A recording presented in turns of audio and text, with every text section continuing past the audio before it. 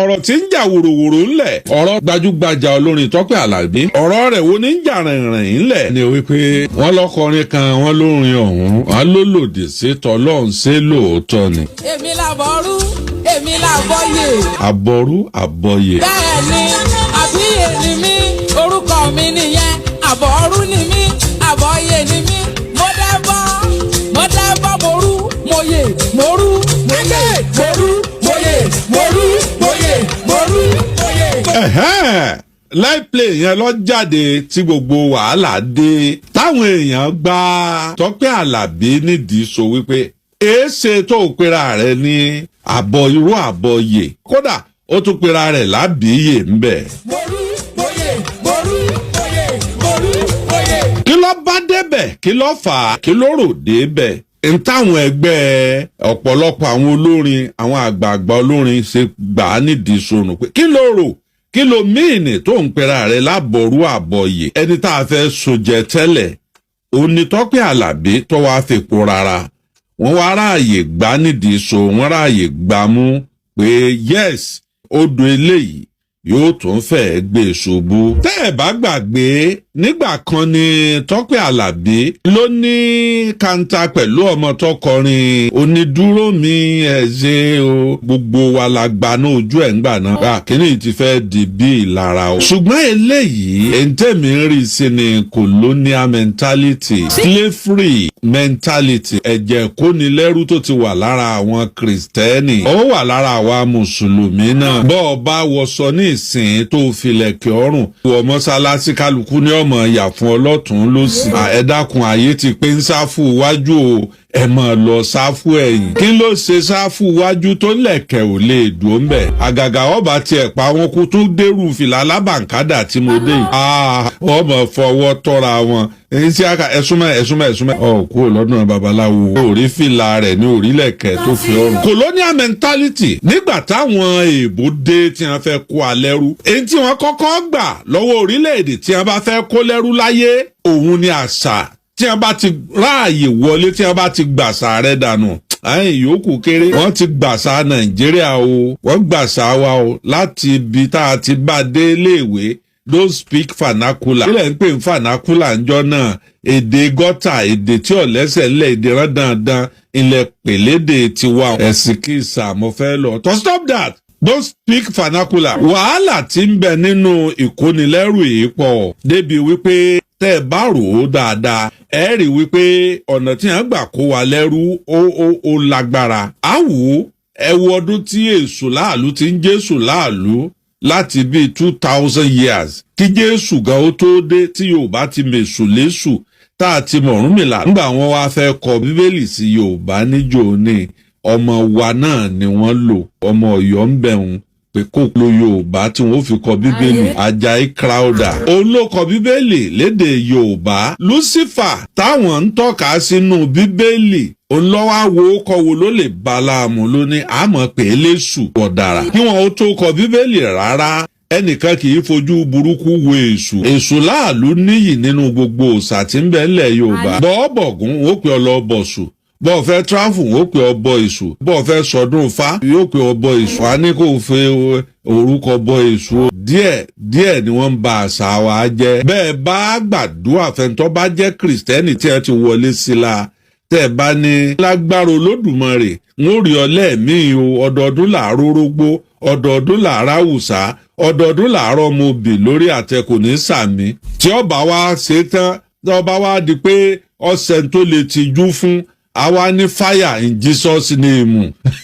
n tó ṣeun ni pé òun sọpírẹ́sì gbogbo ọ̀fọ̀ burú tó pè lé lórí òun ó lè gbàdúrà fẹ́ntọ́ bá jẹ́ reborn again Christian tí ò ní ṣe in Jesus name kò ní ṣe àmì dàrẹ́ẹ̀tì. tòró tún ti rí i pé àdúrà rẹ ò ní ìtìtò ìkónilẹ́rú lọ́wọ́ ń bẹ̀ o. Samuel Ajayi Crowther yìí nígbà ó kọ bíbélì lóríṣiríṣi àwọn nǹkan ẹni wọ́n kì í bọnú ẹ̀ ọdún wo ni ẹ kọ bíbélì yorùbá ọdún tí ẹ kọ bíbélì yorùbá ẹ wo iye ọdún ẹ wo yan bàbá wa tó ti kú máa sáré gbogbo ẹ̀ nílé Ifẹ̀ wọ́n ní àárẹ̀ egun èèyàn tó ti lò tó ó ti tó bíi 3 to 4 3,000 years. Wọ́n sì rí àwọn àpáàdì àwọn nǹkan kò ṣeé mọ̀ ní. Wọ́n wúlẹ̀ wọ́n rí àwọn bí ìlẹ̀kẹ̀ bí àwọn nǹkan tí à ń lò jọ̀ǹjọ̀ǹ tó ti lé ní 3,000 years. Àjànú kò lò èèyàn ni. Wòlíì kan mọ́ máa lò lórí ètò yìí.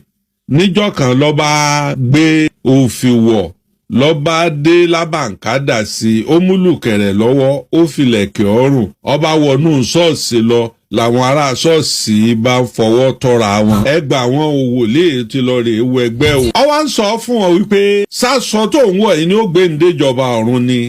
Ṣẹlẹ̀kẹ̀ ọ̀run ni ó dá ń dúró lójú ọ̀nà ọ̀run. Ṣé ilẹ̀kẹ̀ yìí wọ́n kọ òòṣà sí? Ṣé ìtumọ̀ rẹ̀ ni pé gbogbo ẹni tí bá ti ń lò lẹ̀kẹ̀ lójó lóòṣà? Alákọ̀wé ló ní táì. Ṣé gbogbo ẹni bá ti aṣọ táì mọ́rùn ló gbé èbò? Wípé ìkónilẹ́rú ni. Ó lè wọṣọ tó wù ọ́ níbi tọ́kàn rẹ̀ wà ló ṣe pàtàkì. Olúwo náà sọ pé bóun ṣe gba Ọlọ́run tó yìí o, òun èé sọba tí ọmọ wọjà làmí à ń jojúmọ́ o. Òun ọmọ wòfì, òun ọmọ dé lábàǹkádà, wọ́n ọmọ ṣiṣẹ́ sófin òun ńlá àti ọmọ kanlẹ̀ dẹ́dẹ́dẹ́. Bọ́ bá sòlẹ̀kẹ̀ mọ́rùn tá a tún so mẹ́sẹ̀ níbi tí Olúwo gbọ́ fàájì dé. Mo wá fẹ́ wò bóyá ntọ́nsọ wọn kọ̀nà bí ọ̀tọ̀ náà. Mo wá lọ Mọ́kà lọ́dún kan mo wá kó òfì dání. Nígbà ó dijọ́ kẹta tára balẹ̀ ńbẹ̀. Mo bá kó nú òfì ṣòkòtò kàmù lábàǹkádà. Mo bá kó lẹ̀kẹ̀ bọ̀rùn. Mo fi lẹ̀kẹ̀ sọ́wọ́ ọ̀tún mo fi sọ́wọ́ òsì. Mo fi Ọlọ́run búra mi ò rí lárúbáwá kan tí ó ignore mi àfẹ́yìn tí ó wà á fọwọ́ kọ́ lọ́rùn tí ó pè mọ́ sàlá tí ó bá ń ya fọ́tò. Mo mọ̀ọ́mọ̀ rìn lọ pé àbá ọlọ́pàá lè mú mi bí o. Ẹ̀yin láláìsàfèsì tẹ́ ẹ sọ òfì daṣọ olóòṣà tẹ́ ẹ sọ agbádá daṣọ òòṣà. Àmì ò àṣẹ nílẹ̀ Yorùbá bí wọ́n ṣe é ṣe é fún yàn. Bọ́ọ̀ bá ṣàṣẹ ní ìsìn wa ni ó ti fẹnu bà nǹkan. Sọ ẹ kó rí bẹ́ẹ̀. Àwọn ogun wo ló kojú Tope Alabi?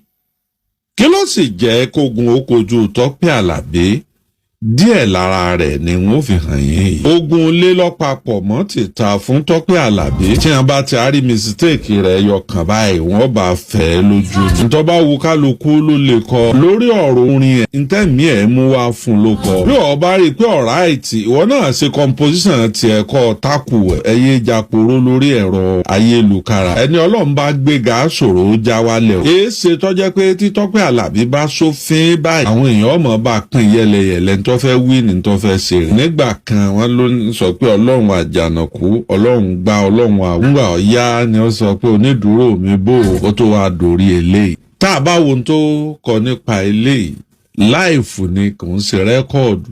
Ó ṣe lórí stéèjì bóyá ẹ̀mí kan ló gbórin wá fún ó sì kọ gẹ́gẹ́ bí ẹ̀mí ṣe darí. Àwọn nǹkan tó wá fa wàhálà fún Tope Alabi jù ni wípé ọ̀pọ̀lọpọ̀ tó rò pé òun lè súnmọ́ Tope Alabi tí wọn ò bá jẹ́ bí adviser fún wọn láǹfààní. Kí ni ò sì jẹ́ wọn láǹfààní ni wípé wọ́n ní Tope Alabi kì í ṣẹgbẹ́ àwọn gómànù ní o. Àwọn gbá ni àwọn àwo ni wọ́n ní ò sínú ẹgbẹ́ olórin igi dá dúró ni Tope Alabi àṣẹ mọ́ lò. Wọ́n ní tí ń sọ pé òun ju gbogbo ẹgbẹ́ lọ òun ti pọ̀ ju level yẹn lọ. Àwọn wà ń fẹ́ tó ń go regret ẹ̀ pé kápẹ́ mo sì wà nú ẹgbẹ́ ní báyìí o bóyá àwọn ẹgbẹ́ mi ọ̀bá sì bá ń gbégbèsè lórí ẹ̀. Ẹ rí bí nǹkan bá ń bá ṣẹlẹ̀ pàápàá jùlọ ẹ̀yin tẹ́ ẹ jó lórin Kristẹni ẹ pera yín ẹ advice ni.